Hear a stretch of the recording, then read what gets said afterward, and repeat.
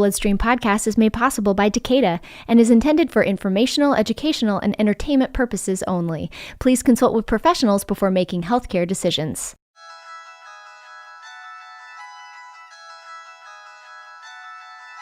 Once you're in rare, you come into that room and you're meeting with anybody. You are now the expert on this rare, not the person you're meeting with, unless it's the person who discovered it or works on it. That voice belongs to Bo Bigelow, co-founder of the Rare Disease Film Festival and the Disorder Channel. Bo joins the pod to talk about the Disorder Channel's collaboration with Global Genes and their Rare Disease Patient Summit coming up, and to discuss this fascinating article from the New York Times, The Wilderness of Rare Genetic Diseases and the Parents Navigating It. Bo also shares some of his family's personal journey in rare disease and how that led to starting the Stronger Everyday podcast. But before we get to all that, hello and welcome to the BloodStream podcast. I am your host, Amy Board, alongside co-host, wait for it, co-host, Patrick James Lynch. Hello, Amy Board. I'm proud to be your co-host, reporting remotely here from Cleveland, Ohio. Yeah, you sound weird. Where are you? Cleveland, Ohio? Yes, Cleveland. Yes, I'm in Cleveland, Ohio, where I spent Labor Day with some family here in a very safe and distanced way in the great outdoors of Ohio, in the middle of this fine land. And it's been rejuvenating. I also think my dog might want to move to Ohio. Oh, I get it. I mean, if I was an LA dog and then I discovered Ohio, like the flatness and the greenness of Ohio, I'd be like, I want to be in Ohio. I get it. He met deer yesterday. Oh. Mm-hmm. And he doesn't really bark. It's not like one of his moves. Unless he really wants you to play with him, then his one bark seems to be, play with me, play with me, play with me. That's like what he's worked out bark-wise. But when he saw these deer, his whole body got stiff. Like, processing thing I've never seen before starting to take place, which I found really fun. And I'm like, where's this going to go? And then he went nuts and just started barking, which, one, annoying, and at 7 a.m, please don't do that.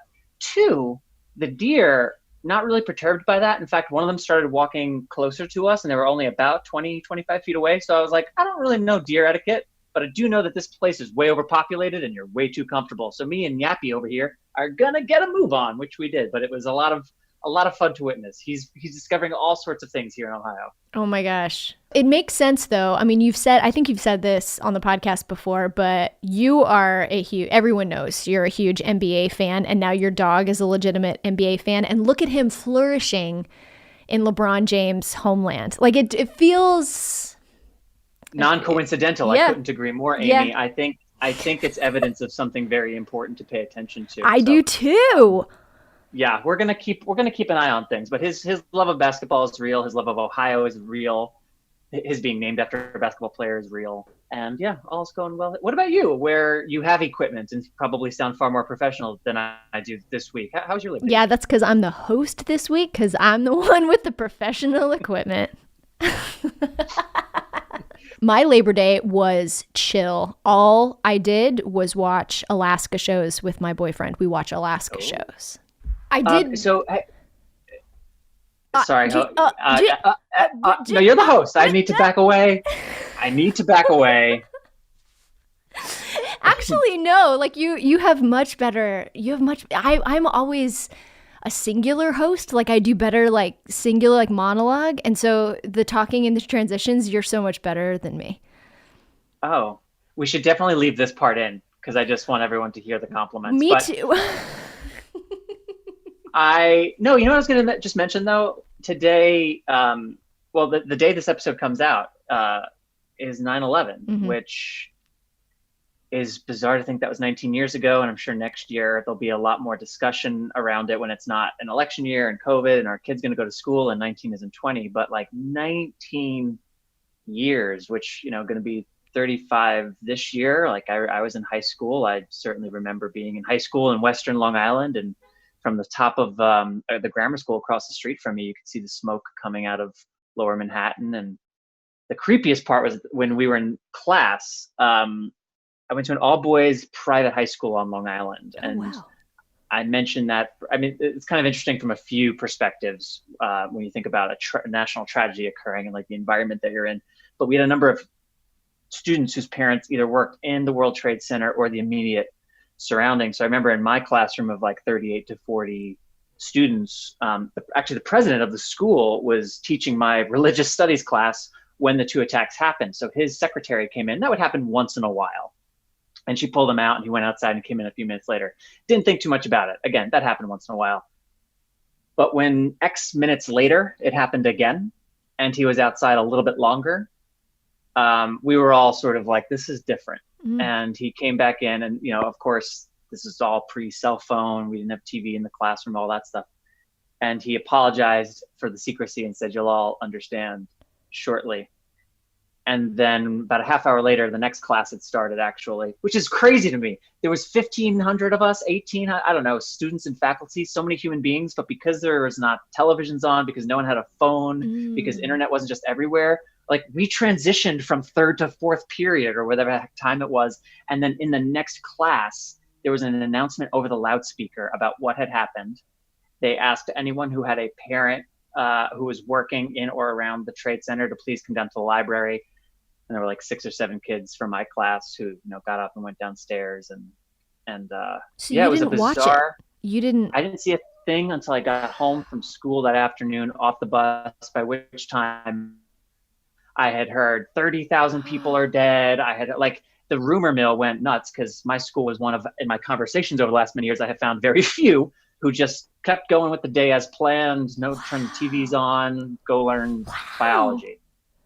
I have not heard that story of especially in Long Island, to just keep going. Wow. It says a lot, actually, about the philosophy of that school. But what about you? Do you remember, like, what was your experience in Colorado? I was in college, actually. I was in Kalamazoo, Michigan, and and it's interesting because it bookended. I was a senior in college, and my freshman year in college is when Columbine happened. And Columbine, of course, happened in Littleton, Colorado, where I am from. And I had a very close group of theater friends that went to Columbine. They were in the school. And so it mirrored that in terms of feeling completely helpless and not being able to contact my family. I remember the day that Columbine happened, watching it unfold and trying to call my mom, and I couldn't get a hold of my mother until like 9:00 p.m. I mean, like, the phone lines were just, and 9/11 had that feeling as well. But I went to class that morning, and they immediately told us to go home. And I don't remember what they said, but they were like, something's happening, and to go home. So I went home, and my roommates were watching it, and we were just sitting there. I remember I still had my book bag on. So like my roommates were on the couch, and I was standing there, and we were just like watching the TV, and we watched the second plane hit. So we saw it in real time, and we were just by the TV the whole time. But it had the same Columbine effect, that I felt, away from it, and not able to engage with it. And obviously there was no social media, so I couldn't get through to my mom, and there was just this helpless feeling. It was interesting. Yeah. It was such a bizarre period. I am thankful I didn't witness either of, I mean, I guess you can only witness the first live if you were there, but I am appreciative that I don't necessarily have that memory, if that makes sense. But at the same time, if I was in a leadership position and there was some kind of national crisis of that purport, I mean, I guess these days too, you just could not hold that kind of information back in an environment with several hundred to a few thousand people because of technology. But it was one of the experiences where my real antiquated old school, all boys educational environment in the, pre-technology boom era really felt like some storybook other world where like everything's falling apart and I'm stuck with a tie on and all these boys, and like we just don't know what's going on. It's crazy. And it's right over there. It's right over there. I have not. That's crazy. Have you been to the memorial? I have, yeah. Yeah. They did a great job. That was very. They did. It was very moving. Yeah, bizarre time. But so good. I'm glad we took a second that's so interesting to hear about. I didn't even process like Columbine and like that in relation to both your age and 9/11. Like that's that's really interesting to think about. Yeah, it was just I just remember that day feeling like standing there, just like bringing back those moments of Columbine. And Columbine was so personal just because it was my very own hometown and I was in Michigan. And, 9/11 didn't feel as personal. I didn't feel like I had like connections there, but the helplessness of just like standing there was the same thing. It was just, and I'm glad we touched on it just a little bit. Like, I feel like this day is like, it's important to remember those things and share those things. It's a sacred day. It's a day that we can, remember what it was like coming together as a country. Amy, one last thought. I mentioned being in Ohio with my family, and I've been here for a little over a week. So we've had a number of conversations about the world we're living in, society, culture, social movements, politics, and Ohio is an interesting state to have those kind of conversations with your mixed family. And when we talk about 9/11, and I was thinking about this over the weekend, and how this idea of never forget is attached to 9/11, never forget, like kind of immediately those two words bring up that day. And for the reasons you just stated, it's important. We should remember what that day meant, what happened, the good, the bad, and the ugly, the wars that we are still in as a result of that day. And it's for that exact same reason that when we say never forget, we don't also then have people rise up and say, yeah, well, what about the Oklahoma City bombing? Yeah, well, what about, there was a shooting over there once. What about this thing? Okay, well, what about, there's this other terrible event that occurred. Yes, there's more than one tragedy in the world, but this one has a unique place in history, and therefore it is appropriate for us to give it its own little moment. The Holocaust was a catastrophe of unimaginable proportions. It's okay if it gets a little bit of a heightened placement when we talk about bad events in history. And for the same reason, Black Lives Matter doesn't mean all lives don't. It means you have to put the attention where the crisis is. And when Black lives are not being murdered and incarcerated at rates that suggest nothing short of racism, then we can ease up a little bit on the need to call forward that Black Lives Matter. And having those conversations this weekend and making similar, less podcast family friendly analogies as well. It was, for us, it created a dialogue on why something that for some is so triggering and brings them down a road that is really painful. How to maybe think about that a little bit differently, how to step out of whatever association they may have and just sort of use this timely example of, hey, this is a period of history that we do highlight a little bit differently. And it's not because these other things that have occurred are unimportant or can be forgotten about, but the attention's a limited commodity, and it needs to go where it needs to go. So it feels related to me, and I'm inclined in Ohio on 9/11 to want to bring that up. Well said. Absolutely well said. And I think,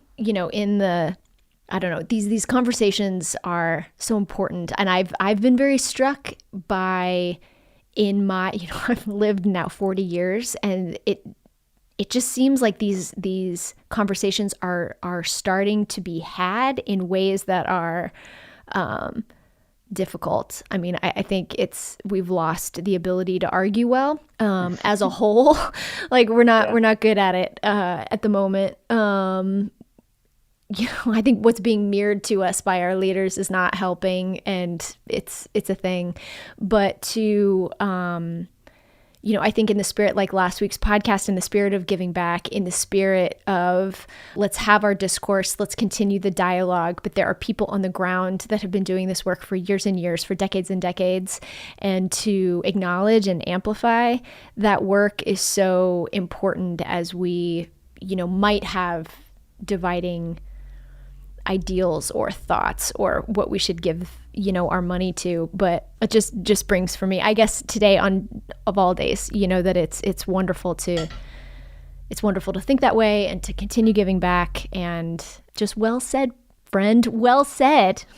Well, I know we should move on to setting up your conversation with Bo. Can I give you 2 quick pieces of housekeeping before we do that? Oh my gosh, please. Great housekeeping items, I might add. Wheels for the World, we talked about last week. And it is still going on through September 15th, Save One Life's fundraiser in honor of Barry Hardy and all that he did for Save One Life in our global bleeding disorders community. Wheels for the World asks you to commit to riding either 25 or 62 outside live or virtual miles. And if you want to join an amazing team of people, look, there's not a big commitment. You donate a little money, you say, I'm going to ride. You're going to ride or you're not. It's like an honesty policy thing. Or you can join the Believe Limited team where Natalie and I are drumming up unnecessary competition so that you can have some fun with it as well. So check out Save One Life's website, go to the Wheels for the World fundraiser and help support their extraordinary work. And then finally, Stop the Bleeding is now fully out. It's out on all the platforms. So if you missed any of the 10 episodes or missed all of the 10 episodes, you can find them on the Stop the Bleeding Facebook, Instagram pages, as well as on YouTube or embedded on stbchemo.com. And a big old shout out to our supporter on that, Takeda, who's also the presenting sponsor of the BloodStream podcast. How about that, huh? See, that's a little co-host slide in of the sponsor shout out right there. It was amazing. It was so amazing. bleedingdisorders.com. Thank you, Takeda. We appreciate it. And now a quick word from our friends at Global Genes about their upcoming Patient Advocacy Summit. Hi, everyone. Please join us for Global Genes Live, a rare patient advocacy unsummit. This 2-week event celebrates and advances the causes of the estimated 400 million rare disease patients worldwide. Patients, caregivers, advocates, healthcare professionals, researchers, partners, and allies from the rare disease community will participate in a series of interactive and educational online experiences designed to connect, empower, and inspire everyone to accelerate change in rare disease and raise global awareness. Throughout September, a variety of interactive and educational online events, meetups, workshops, and performances will provide members of the rare disease community with opportunities to connect and engage with each other. Participants will gain insights about the latest in rare disease innovations, best practices for advocating on individual and organizational levels, and actionable strategies they can implement immediately to accelerate change. Please visit www.globalgenes.org to learn more about this event and to register. We hope to see you there. Should we talk about Bo? Let's please talk about Bo. I'm excited that I get to interview Bo, have some time with Bo, because I have not had time with Bo like you have. And so this will be great.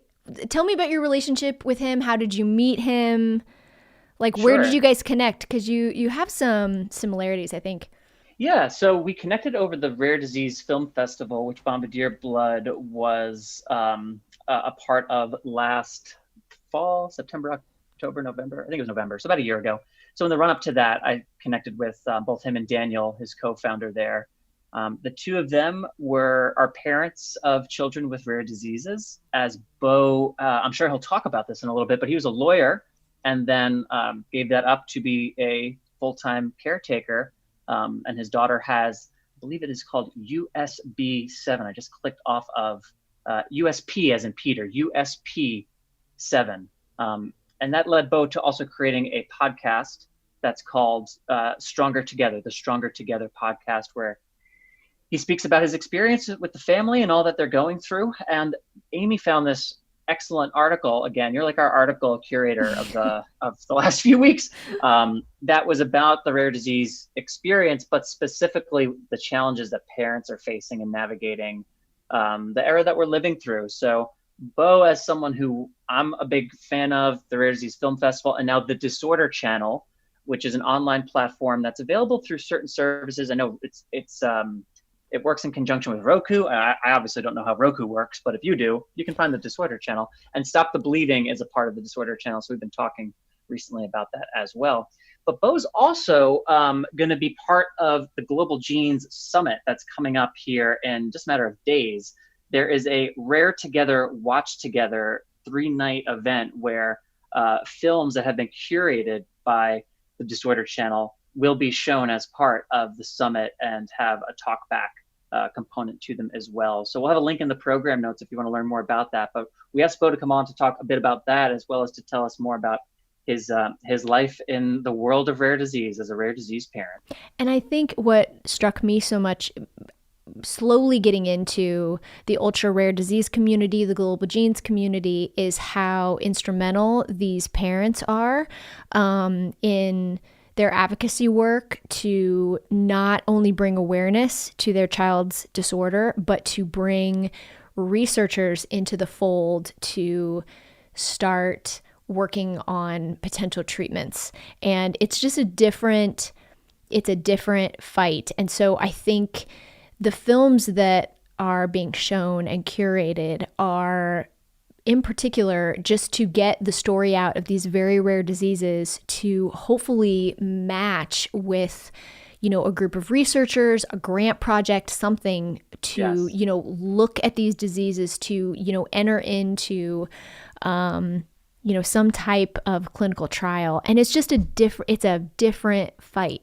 And I was really drawn to this article because it tells this story. It tells this story that it really opened my eyes last year. I went to the Global Genes conference last year, and it really opened my eyes of, this is a journey that I didn't realize was happening. And these parents truly, I believe, are the reason that so many of these novel therapies are accelerating to the speed that they are. The money that's being put into it. There's a Orphan Disease Act that was enabled by Congress to help create what's the word I'm thinking of? Incentives for these companies and these researchers to dig into these orphan diseases that affect, less than 10,000 people across the globe or something like that. So Bo is a unique voice, and I'm excited to have him on to share his story.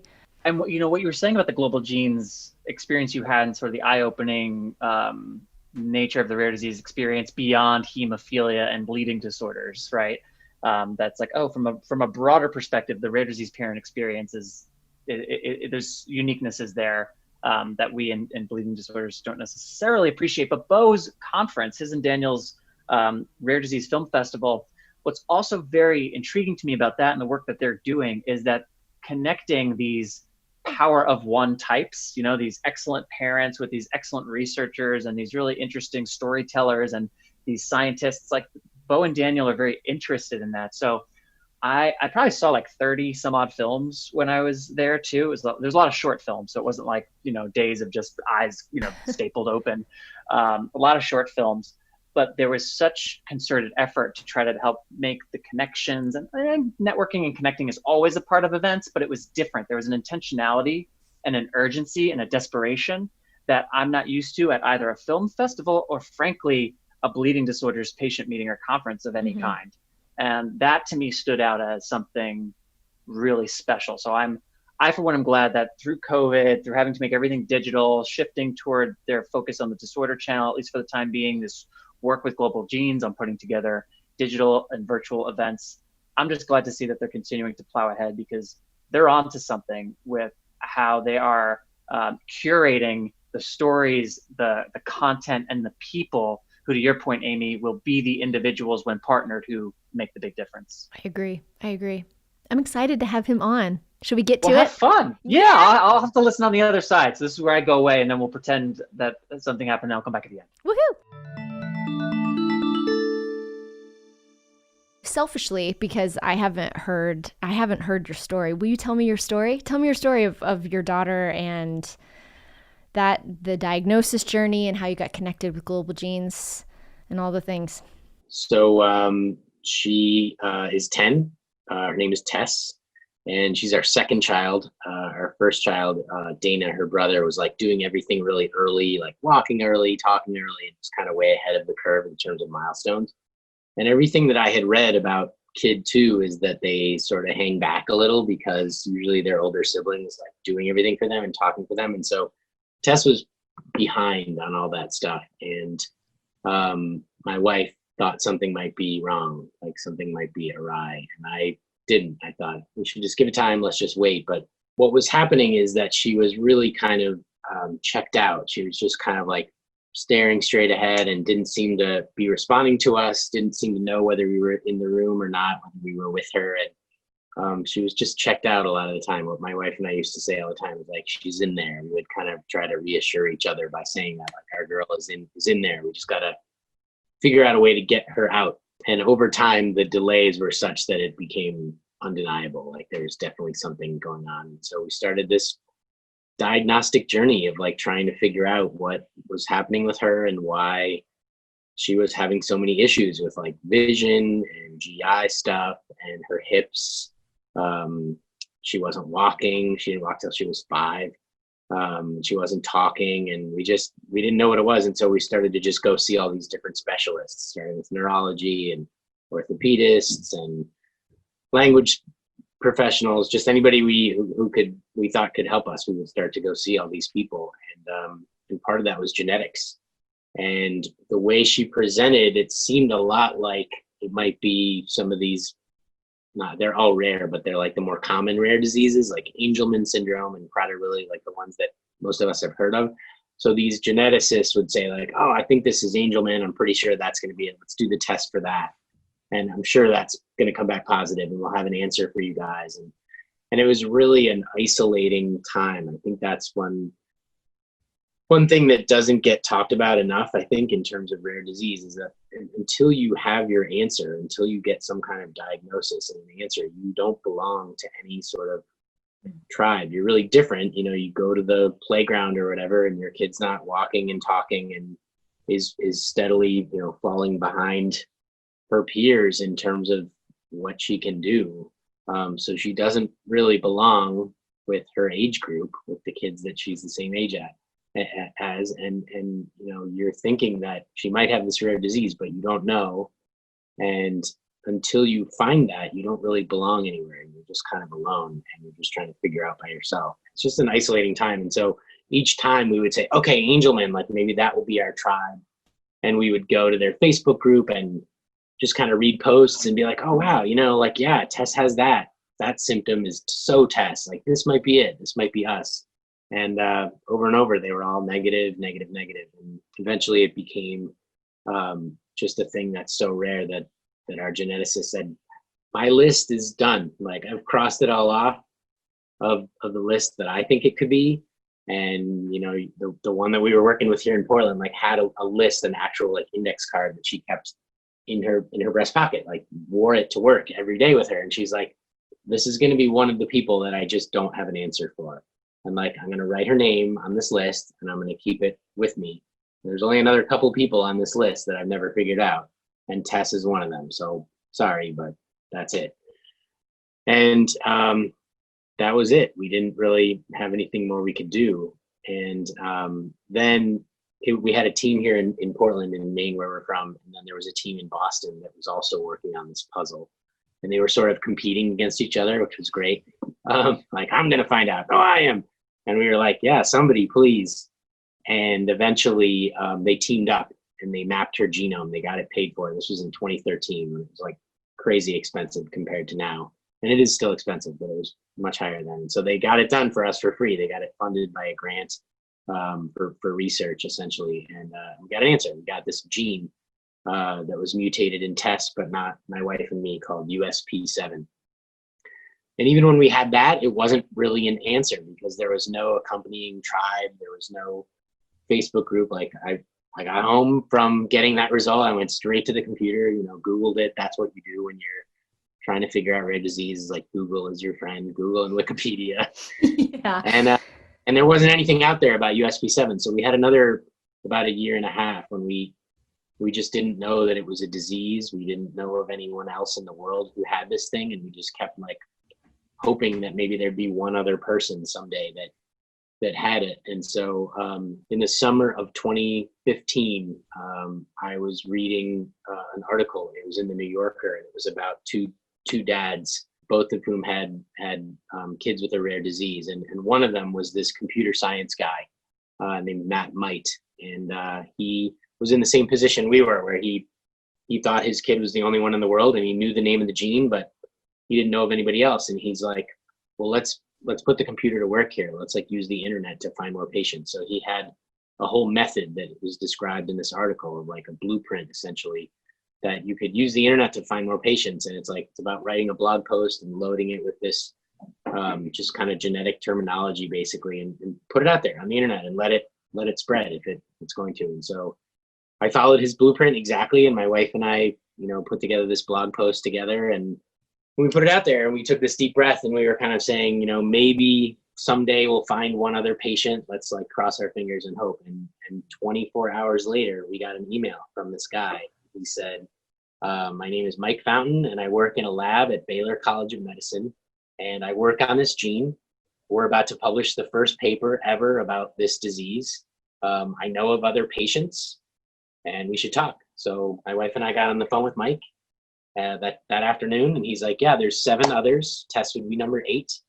And this is a thing. This is a disease. Like, you guys were right. And this is a thing. And these are the symptoms. And he described them. And they were like, so many of them were things Tess had. And that was it. Tess was number 8. That was 5 years ago. Now we have the foundation and 71 patients up from the 8 that we had. So yeah, it's been a ride for sure. Oh my gosh. I'm just so struck by I don't think people can even fathom not having any answers like from the medical community and like what that must be. And we look to the medical community as this beacon, and it's just that's just not the case in rare and ultra rare diseases. And what is that like? And to sit there for so long, you guys sat there for so long, and so many parents do. Yeah, I think I love doctors. My wife is a doctor, so I'm certainly not going to bash the medical community, but it's just kind of a shift that my wife and I have both had to do, which is once you're in rare, you come into that room and you're meeting with anybody, you are now the expert on this rare, not the person you're meeting with, unless it's the person who discovered it or works on it. But like all the professionals who treat tests, a great example is vision.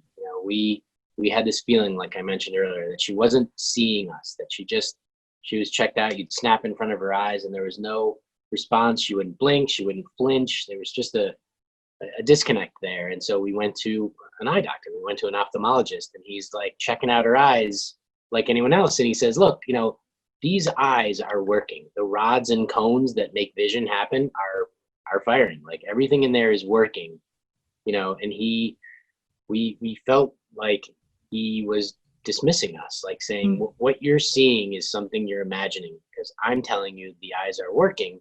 And we came to find out later that Tess has a thing that's called cortical visual impairment, and it's not about the eyes working, it's what the eyes are telling the brain. There's a disconnect between those two, the brain interpreting what the eye sees. And so yes, the ophthalmologist was right, the eyes were working, but there was more going on there. And the next time we came into that office a few years later, I met with one of the people that runs his office, and she's seated at a computer and is asking questions. This is about our son. And he's like, any other vision issues in your family? And I'm like, yes, as a matter of fact. And I started to describe it, and she said, oh, CVI, cortical visual impairment. And it's a checkbox on her like computer. So I'm like, awesome. Like, you guys know about CVI now. That's great. It's like a thing. So, it's really disheartening, I think, to realize like, oh, I'm not going to get an answer during this medical visit. Like, or if I do, it's only going to be about this system that's giving Tess a hard time, like her GI issue. I'm not going to get anything more than just some help with this issue, but I'm not going to solve what's causing all this. I'm not going to get a treatment today. I'm not going to get a cure. Like, I'm just going to be able to maybe better manage this symptom. And I think that's really hard. One thing that I've been struck by in this community, slowly getting into like the global genes community and the rare disease community, is this ongoing fight not only for awareness and fundraising, but also the match of the researcher, like trying to find a researcher that will, take on your disease and take on the mystery. As a parent, can you tell our listeners a little bit about that search. I mean, like really trying to find a researcher that will take you on as a family. Absolutely. I early on in this process, like when we were just getting our diagnosis and trying to figure out how this all works, I realized that there's a lot of people out there who've already done a lot of this stuff. And the beautiful thing about this community is that everybody is willing to talk to you and help you and like share their homework. And so I was talking to a guy who's since become a good friend, Stuart Seidman. And, I just got my diagnosis for tests not too long before that. And I was just trying to find out from him. He had done a lot for his son, Ben, and, kind of had been through the whole process of everything. And I was trying to find out from him how you can make people care. What do you do? Because everybody's really busy and like they're going to blow up your email. They're not going to take your call, like especially researchers. They just have a ton going on. They're just busy. And how do you make people care? I asked him, and he said, well, you're going to make them care, and you're going to show them about tests. You're going to bring them to tests or bring tests to them whenever you can, like in person. That's the best way. Once they meet her, they really can't say no. They gotta help you. The reason that everybody gets into science for this stuff is to help real patients. And here you are with a real live person, your daughter, and you're making the effort to like get on a plane and go see them, or get in your car and go drive to their lab or whatever. Like they're not going to be able to say no to you because you're going to make them care. That's what you do now. That's your job. That's what you do. So I'm still learning about this. I think it's really hard because even when you find somebody who's a great fit for you and they're passionate about your project and your gene and your child and everything, circumstances change, pandemics happen, labs close, people quit. It's, you can't count on everyone to stay in the fight with you all the time, even when they seem like they're going to. And so you're always looking for more people. You're always trying to build your group, and you're also talking to other people, and you're saying, I talk to other parents all the time. Who are you working with, and what's their theory, and what are they working on? And because I don't think there's enough collaborating among rare disease groups. I think there's so many times when you've got your foundation and you guys fund something. You guys have a crack scientist who's like really on top of things, and she figures something out, and what she did in her lab, her exact work, could help tests. But I don't know that because everybody's so private and so worried about getting scooped, and they got to publish, and I get that that's part of the landscape for scientists. But like the more we can be a little bit more open and just say like, well, here's what we did, here's the theory, there's so many things that we're doing that can help each other. And so I think that's actually been a great sort of byproduct of this pandemic, is like people are just talking to each other more because we're all home, and like what else are we going to do, right? But like there's a lot more sharing, I think, and there's a lot more potential for that sort of collaboration. So that's cool. What is Global Genes, that organization, and they have an annual summit? What has that meant to you guys and your family? And oh man, Global Genes made a really big difference for me and for our family, because that summer that I was talking about, 2015, that's when we found our tribe, right? We know Tess is patient 8, and it's like, now what do we do? Like there's this daunting process in front of us of like, you got to raise money, and how much do we need, and what do we do with it? And for years we'd had all of our friends and family say, is there anything we can do? Tess is 5, she's just starting to walk, she's not talking, and they're really watching to see like what's going on with her, and they care and they want to help. And for years we've said, I don't know what to tell you. There's nowhere you can go to donate anything. I mean, there just was nowhere to direct everybody's sort of love and energy and generosity. And so that summer we got that answer, and that fall Global Genes was doing its summit, and my wife found out about it. She's reading something like online, and she's like, you are going to this. I'm buying you a plane ticket right now. And she buys me this ticket. I'm like, what? Global Genes? What is that? I don't know. She's like, you're going. It's in California, SoCal. You're going. Pack your bags. And I'm like in California before I even really know what's happening. And it was awesome. Like it was just what I was describing. Like so many really supportive people who are like, oh, I'm 3 years down the timeline from where you are. Where you are now, I was there in 2012, and here's what I did. And what's your email? I'm going to share all my docs with you right now. And they would email me right there on the spot. I also met Daniel DeFabio that fall. He was another sort of creative guy. I was doing some writing about tests and just trying to sort of get my head around what does this mean to me and how am I going to process this. And so I was just doing some writing to sort of, that was my way of dealing with it, just kind of like, putting together some essays and things about tests. And so he had been doing some of the same stuff about his son, Lucas, who had Menkes disease. He had made a film about Lucas. So we connected on that front, like, oh, you're a creative guy. You've done some writing for The Mighty. So have I was in The Mighty. So like, hey, we should keep in touch. And so that was the beginning of this partnership that continues to this day, that is all about film and rare disease. And we started a film festival together. So we kind of credit Global Genes with introducing us 5 years ago. That's great.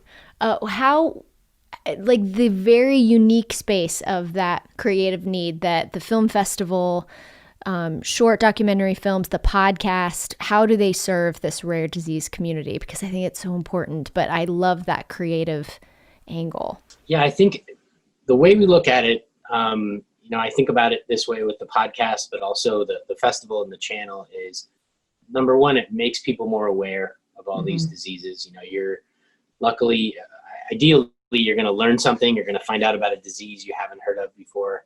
And it also, I try to do this, especially with the podcast, is just make it clear that these are people, that Tess is a person, and this is what she likes. These are the things she doesn't like. Here's what her day looks like. Here's what her morning is. I think a lot of the films that we feature in the festival and on our channel do that same thing. It takes away some of the sort of mystery, I guess, about somebody who has a rare disease, and it allows you to come away and say, oh, like, Tess can't talk and she took a while to walk, but like, she likes storybots, just like, my kid. Or, you come away with an idea of like, what somebody is about, and it's a more complete picture. And I think, it's also a way to, like, one thing that Daniel and I say all the time is awareness is good, but it's kind of, we want more than that. We want people to be aware, and then we want them to do something. We want you to act, because both of us have seen, both with USP7, with our group, Tess's disease is called Howe Fountain syndrome. It just got a name. So with Howe Fountain syndrome and Menkes disease, we see a lot of people being aware, and they find out about it, and then they don't do anything about it. They don't tell anybody else. They don't make any kind of donation. They don't share it with anyone. They don't come to an event. They just know about it, and then they just go on with their lives. And that doesn't really help us. I mean, it's better than nothing. We want them to be aware of the diseases, but we want people to do stuff, because that's when things happen. Daniel and I, with the festival, what we always wanted to do is spur these collaborations among all the rare disease stakeholders, because that's how cures happen. Like I was saying before, we feel like there needs to be more collaboration. And when you used to be able to go to a live event, you're at our festival and the films are over and you're getting a coffee in the lobby, and next to you is somebody that you've never met, and you get to talking, and next thing you know, you're trading cards, and 6 months later you're like working on something together that can help them with their disease and you with yours, because they have a scientist that could help you, or they just funded a project that really the same thing would work for you, or they have a digital platform that's just what you've been looking for. I mean, we got to all be talking together more. And so that's really what all of this is about for us. Yeah. So great. It's such a creative, important entry point for people to tell those stories. Where can people find the podcast? Where can they find the channel? Where can we direct folks? The podcast is called Stronger Every Day. It's been around for just about 5 years now. It's wherever you get podcasts. I do one every week. It comes out every Wednesday. The point of the podcast is to kind of, it's sort of like my audio diary. I like to make it clear as often as possible that I don't have all the answers, that I'm really still learning a lot here. For a long time, for the first few years of the show, in case you go back and listen to old ones, I was swearing a lot. Give a little warning up front, just to kind of say, like, this is hard. Like, this is frustrating. We love our Tess, and it's really hard to be unable to get her to talk, or it's really hard to go to a function and have someone come up and say something really deeply insulting and not even know that it's insulting, or, so I think I was swearing for a while. I cleaned it up so that we could have it be G-rated and people could listen as a family, because I heard that was a thing. I wanted to make that possible. So it's been clean for a while. But, you hear on the podcast, you hear it all, like especially my failures, like the embarrassing, terrible day that I had where I just totally blew it. Like, I really want to be honest about that and just make it clear that I'm not an expert. There's some stuff I have managed to figure out. It's taken me a long time, but like mostly I have more questions than answers. And I'm always looking for people to give me answers if they have them, because I always have a lot to learn. So that's the podcast, Stronger Every Day. Our channel is called the Disorder Channel, and it's on Roku and Amazon Fire TV.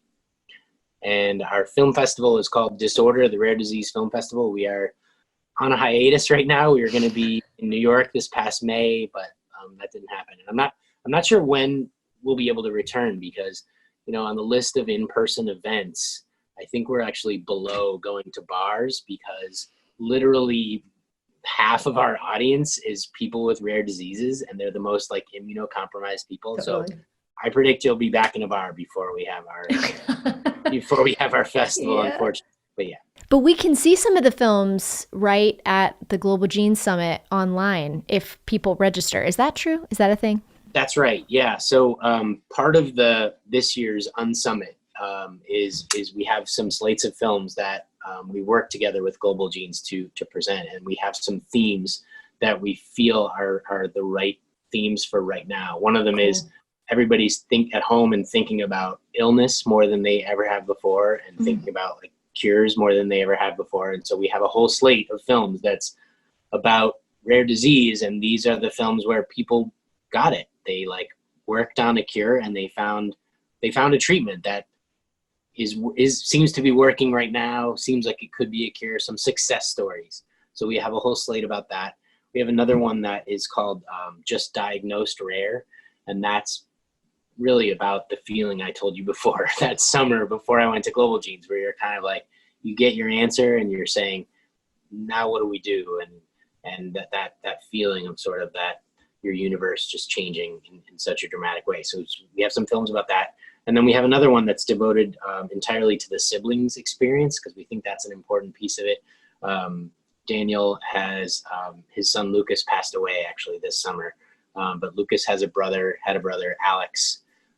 So Daniel has been dealing with this for years, a sibling who's typical and a child who has a rare disease. And we have the same thing in our house. We have Tess, and then her brother Dana is 14, and he's neurotypical. And so what's that like? How can you be a parent? How can you make sure you give enough attention to your typical kid? How do you bring them through, childhood without screwing them up too much?